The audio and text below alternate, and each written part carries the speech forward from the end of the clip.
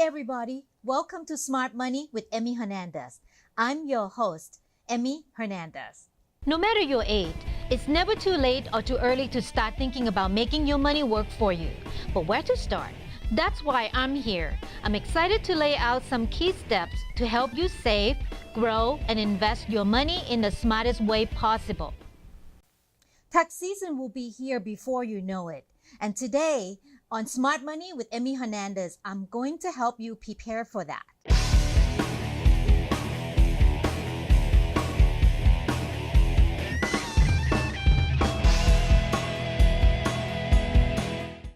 In 2018, there's some changes to the tax law that may impact your wallet.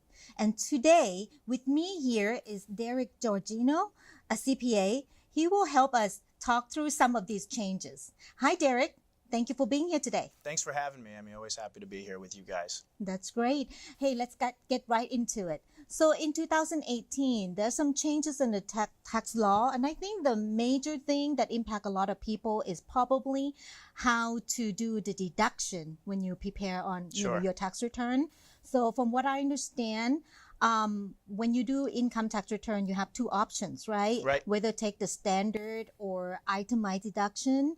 Can you help us, tell us the difference on that? Yeah, so this is really point A. This is really the starting point when you're filing your taxes. Are you going to itemize or are you going to take what's called the standard deduction? Okay. Now, you can't take both. Okay, you can't itemize deductions like interest, property taxes, etc., right? You can either itemize or take a standard deduction.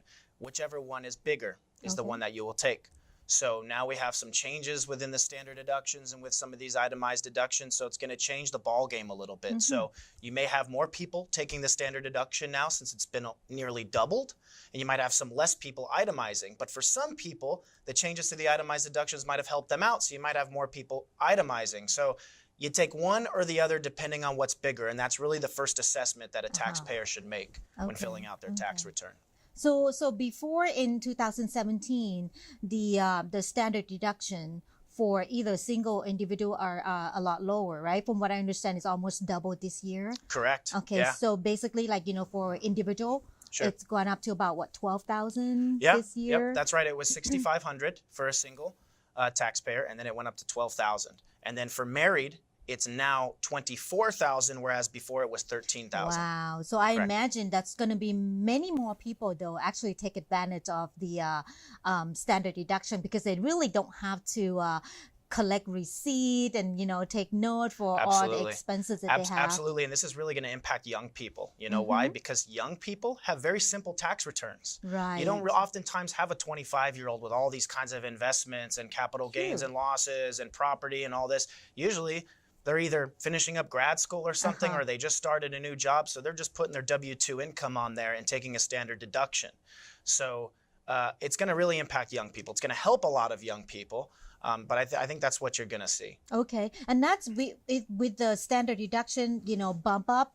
Simpler to do tax return, the tax rate actually also lower a little bit too. Correct. Right. Yeah. So that actually really helpful. Now for the itemized deduction, for people who do itemized deduction, they have to do Schedule A.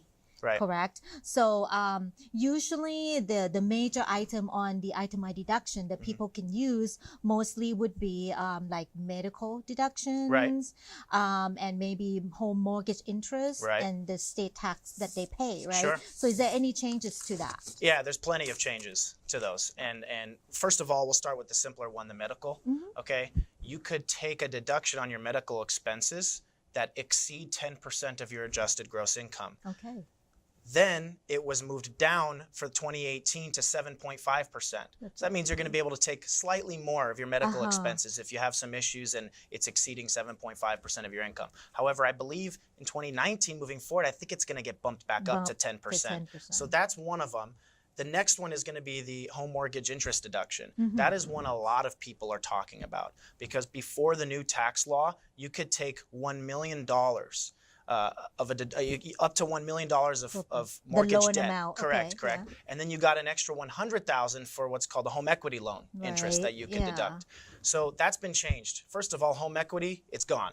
So you don't get that extra $100,000 anymore that you can take a deduction of the interest for.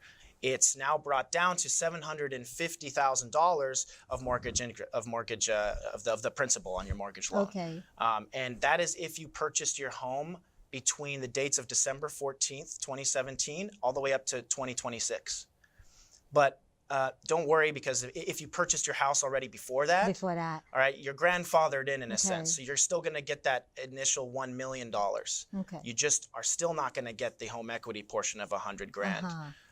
Now, barring any additional actions from Congress, come 2026, right, that end date, it's going to revert back to the way the law originally was, which is the 1 million and the 100,000 in home equity. Okay. So you're going to get the 1.1 million in terms of principal that you can deduct interest up to. Okay. So in 2026, it will revert back to the way it was. So maybe people can calm down a bit. But tax law is very dynamic and always changing. Change a lot. Now, from what I read, correct me if I'm wrong here. Sure. It's a little bit more complicated on the home equity side. I believe that in 2017, that home equity, you can use it for anything else, and and you can still write off. But I think for the newer tax law, from what I read, it's a little bit more complicated. You still can have the home equity. However, in order to write off, it has to qualify as what they call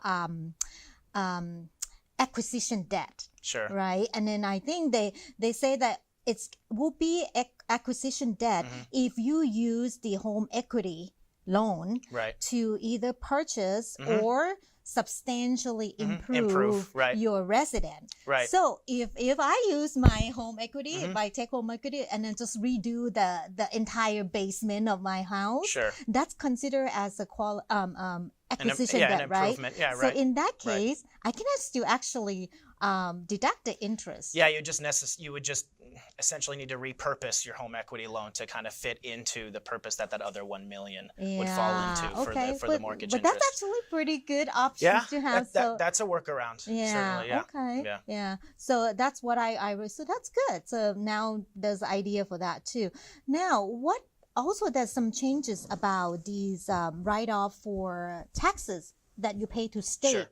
State and local taxes. Right. There's a limit for that this coming year, right? So in short, state and local taxes, also known as SALT, S-A-L-T, right?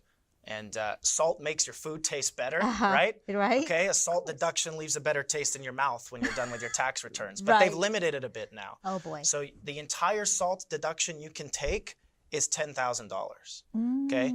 And that includes your property taxes. Okay, that's been lumped in with the SALT deduction, and the SALT deduction is capped at $10,000. So a lot of people are unhappy about that, especially people living in LA and the surrounding suburbs that have very expensive homes that are valued very high and thus have to pay high property taxes. They want to deduct more of that. They won't be able to deduct as much of it. Now, of course, at $10,000, right, your home would have to be pretty expensive to deduct that full amount just in property taxes alone. But again, there are other state and local taxes that compose that $10,000. So they've all been lumped together into one SALT deduction, and your limit is $10,000. Yeah, that's really going to impact a lot of this. What we're talking about here is a federal income tax. So it's actually impact a lot of people who live in high tax state, right? Such as California, New York, because just your income tax that you pay alone for us is like what, 10%? And then you already have like you said, the property taxes could bump up to 10,000 really quickly. So, okay, so that kind of limited the itemized portion of that. Well, hold your thought, because there's some more that we're going to talk about itemization when we come right back. All right.